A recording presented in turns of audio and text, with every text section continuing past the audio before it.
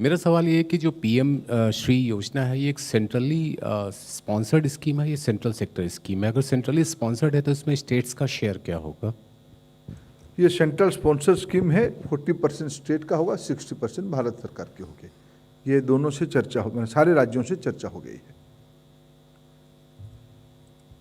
So as far as the standard of the school goes, will it be at par with the central schools?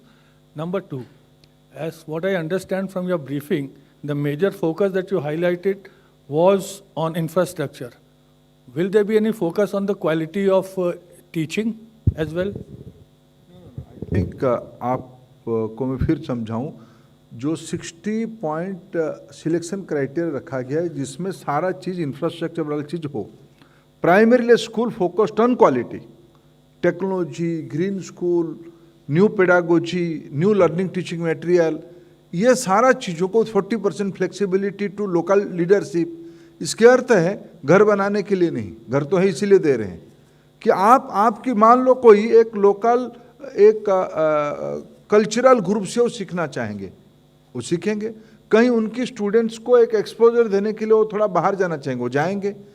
इस प्रकार की qualitative improvement के लिए ये कल्पना की गई है। देखो, इसमें सेंट्रल स्कूल भी रहेंगे, इसमें राज्य सरकारों के स्कूल रहेंगे, सेंट्रल स्कूल भी रहेंगे, नवोदय विद्यालय भी रहेंगे। ये तो हमारी कल्पना है, ये 21st सेंचुरी स्कूल्स हो। जो हमारी आज नवोदय विद्यालय अच्छा कर रहे हैं, कई सेंट्रल स्कूल बहुत बढ़िया कर रहे हैं, राज्य सरकार की कई स्कूल्स अच्छे कर रहे हैं, कई राज्य सरकार अपना भी मॉडल स्कूल बनाए हैं। ये सारे के ऊपर ये स्कूल इमर्ज करे, इसकी ये अब योजना है। Sir, you are saying that central government will bear the 60% of the cost, and you will send the money directly to the schools. So, as you have said that you have done several round of consultations. So, whether all the states have agreed to it, or was there any objection on this? नहीं, लगभग देखिए, इन दिनों में nowadays government of India finance ministry has given a new disbursement mechanism.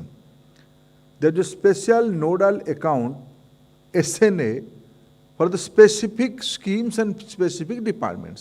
We are going one step ahead of that. Almost all the states are on board now. They are agreeing to this new method of disbursement of resource, because the resource is meant for a beneficiary. Here beneficiary means student. Here beneficiary means school. Here beneficiary means the local parents, local community. So gradually, Government of India is committed to give the disbursement in a transparent manner, and state government are very eagerly and happily coming on board. And what is my experience in last 1 year on SNA, they all are cooperating and coping up.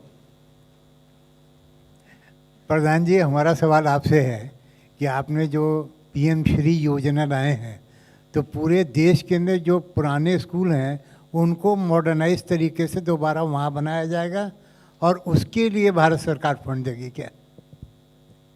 ये राज्य सरकारों के ऊपर है। जो criteria Bharat सरकार बनाई है राज्यों को परामर्श करके, उसमें जो स्कूल आएंगे उन्हीं को एलोकेशन दिया जाएगा। एक point driven, criteria driven selection methodology रहेगा, उसमें से जो ऊपर आएगा उसी को ये एलोकेशन जाएगा। और उसमें हमने कहा कि एक ब्लॉक में 2 स्कूल एवरेज होंगे, ये कल्पना है। दूसरा निर्णय जो माननीय प्रधानमंत्री मोदी जी के नेतृत्व में लिया गया, वो आदरणीय धर्मेंद्र प्रधान जी के विभाग शिक्षा मंत्रालय से है।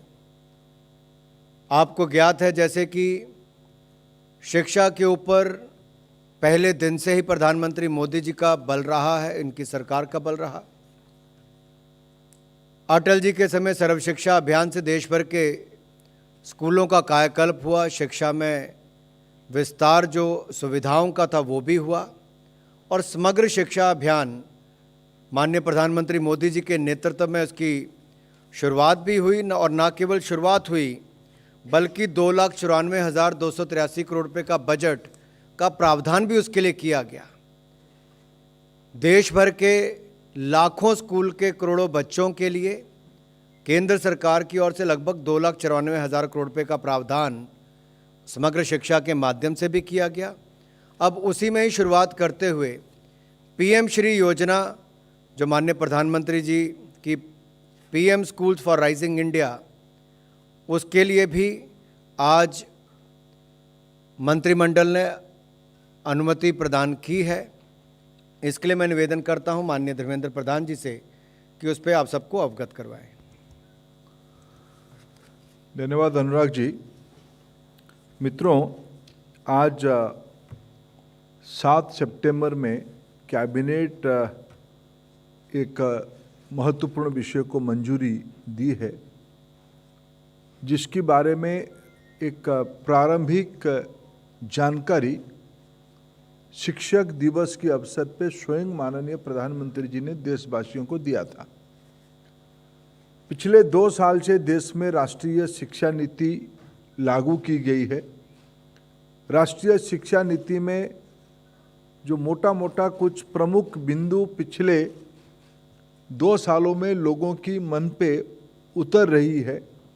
21वीं सदी की नई पीढ़ी राष्ट्रीय शिक्षा नीति तैयार करेगी, ग्लोबल सिटीजन तैयार करेगी, भारतीय भाषा आधारित, भारतीय पद्धति आधारित शिक्षा व्यवस्था एनईपी की एक प्रमुख अंश है।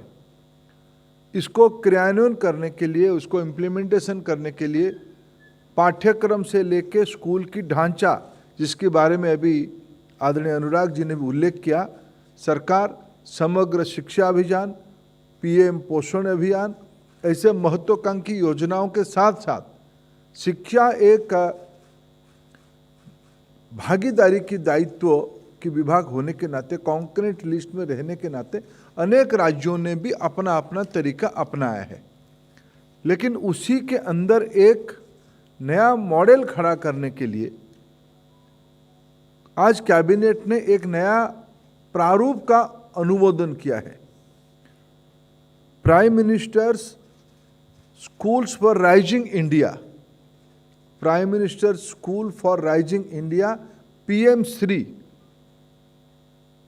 के नाम पे एक आदर्श विद्यालय, एक सर्वश्रेष्ठ विद्यालय, एक मॉडल स्कूल बनाने के लिए आज कैबिनेट ने मंजूरी दी है।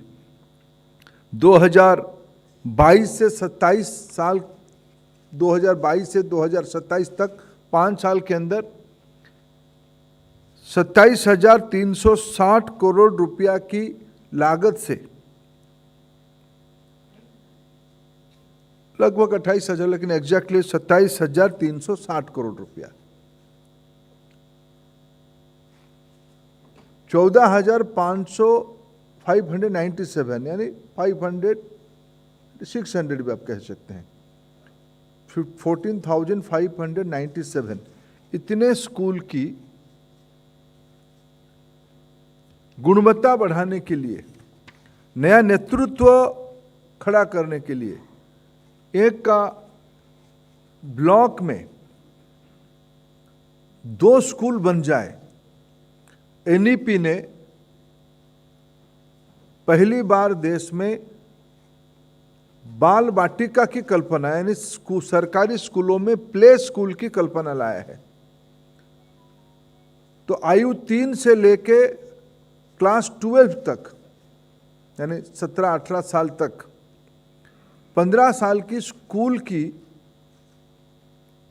15 साल वाला एक स्कूल और हायर सेकेंडरी का एक स्कूल, से 2 स्कूल एक ब्लॉक में एक केंद्रीय योजना लागू की जाएगी। स्कूलों की चयन राज्य सरकारों से वार्ता करके, उनसे अभी तक जो हमने योजना बनाई उनसे निरंतर सभी राज्यों से चर्चा हुई है। चैलेंज मेथड से, प्रतिस्पर्धा के आधार पे कुछ मानक, 60 से ज़्यादा मानक रखा गया है। स्कूल की पक्की बिल्डिंग होनी चाहिए, स्कूल में बिजली होनी चाहिए, स्कूल में टॉयलेट बॉयज़ गर्ल्स के लिए अलग होनी चाहिए, पीने की पानी की सुविधा होनी चाहिए, प्लेग्राउंड होनी चाहिए, बाउंड्री होनी चाहिए। ऐसे 60 पॉइंटर्स हमने लिखा है। दिव्यांग बच्चों के लिए व्यवस्था होनी चाहिए। ऐसे स्कूल्स साल में 2 बार एप्लीकेशन दे पाएंगे, पोर्टल खोले जाएगा उनके लिए। एक ऑब्जेक्टिव तरीके से असेसमेंट करके सर्वाधिक 2 स्कूल एक ब्लॉक में रखा जाएगा। ग्रामीण इलाका में रहेगा, शहरों में भी रहेगा। उसकी मूल उद्देश्य गुणात्मक वृद्धि, स्कूलों के अंदर फाउंडेशनल लिटरेसी या न्यूमरेसी से लेके वोकेशनल एजुकेशन से लेके 12वीं पास करते करते बालक या बालिका दुनिया की अंदर कॉम्पिटिटिव तरीके से जाने के लिए वो तैयार हो जाए, ये स्कूल की उद्देश्य रहेगा। ये स्कूल विश्व की आवश्यकता को ध्यान में रखते हुए ग्रीन स्कूल की कल्पना से बनाई जाएगी। उसके कुछ फीचर्स भी रखा गया है।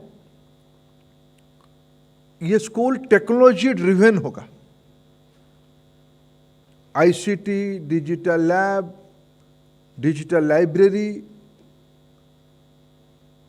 लर्निंग टूल्स भी डिजिटली रहेगा।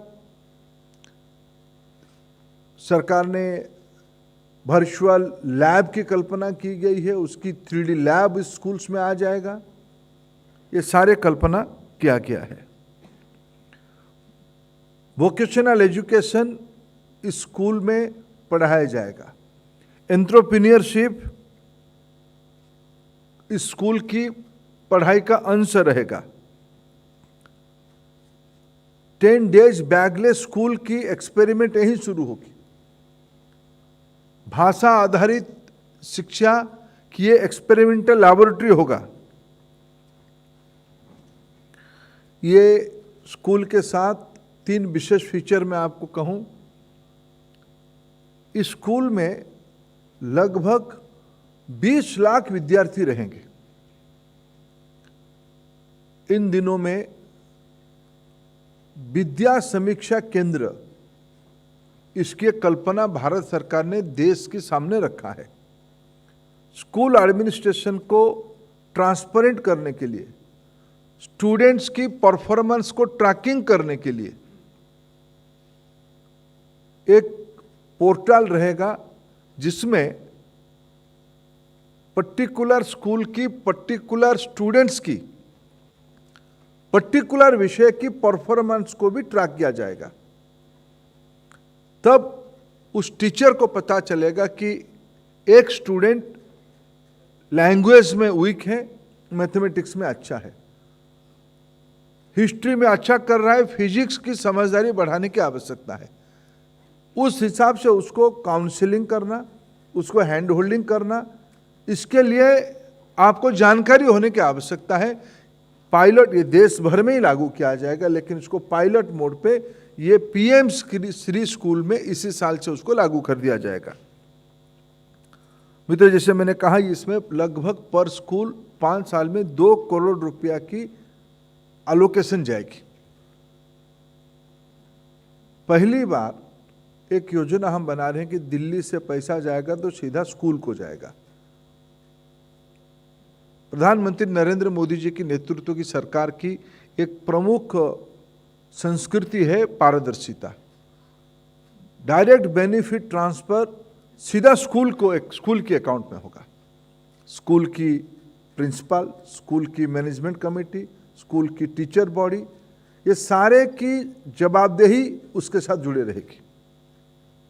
उसमें और एक फीचर पहली बार गवर्नेंस में लाया जा रहा है, जो माननीय प्रधानमंत्री कहते हैं कि पार्टिसिपेटरी गवर्नेंस करना है। इस फंड की 40% फ्लेक्सिबिलिटी के लिए उस लोकल कमिटी को या प्रिंसिपल के हाथ में अधिकार रहेगा। यानी दिल्ली तय नहीं करेगा, या राज्यों की राजधानी तय नहीं करेंगे, या कलेक्टर की ऑफिस तय नहीं करेगा उस स्कूल की आवश्यकता क्या है।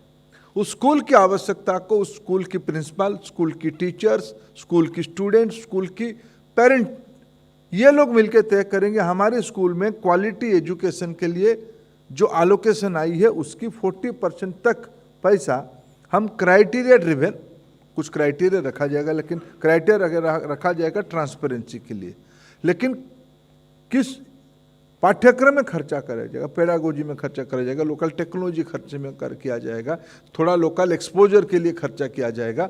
ये स्वतंत्रता, फ्लेक्सिबिलिटी पहली बार देश में DBT, last mile tracking and flexibility, ये 21st सेंचुरी की स्कूल गवर्नेंस की एक बहुत बड़ा कदम है।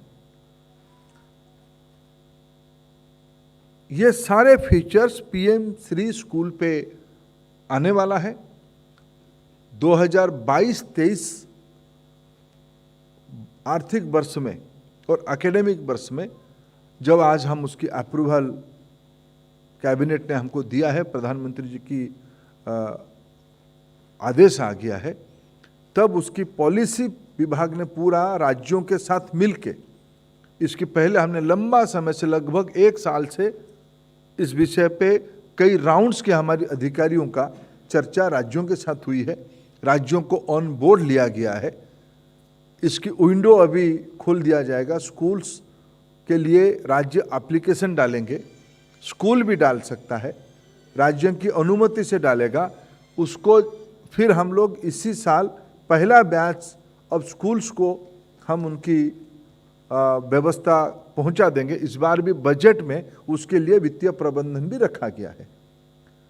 मैं आज देश की विद्यार्थियों के लिए भारत सरकार की विशेष करके राष्ट्रीय शिक्षा नीति के तहत इस सौगात को समर्पित करता हूं और इस अवसर पे प्रधानमंत्री जी को आभार प्रकट करता हूं। उन्होंने जो वादा किया था देश के सामने गुणात्मक शिक्षा के लिए, उसने उस दिशा में उन्होंने एक बड़ी कदम आज उठाई है।